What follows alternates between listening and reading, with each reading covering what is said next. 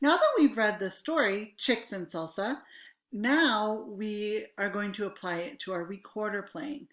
And in the story, the animals need some music for their fiesta. They really want to dance, and so they've asked us to use our recorders to create some short melodies.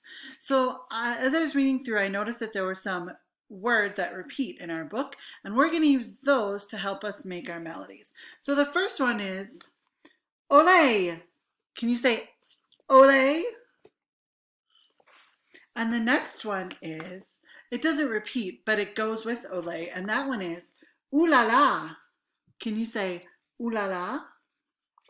Now I took those words and I made a little pattern that we could turn into melodies with our recorders.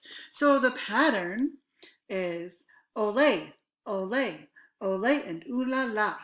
Could you say that? Ole, ole, ole, and ooh la la.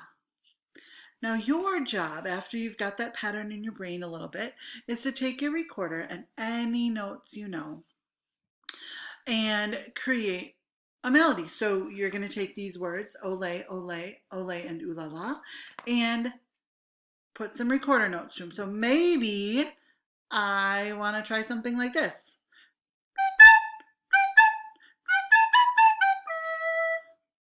Or another one, start on the low D.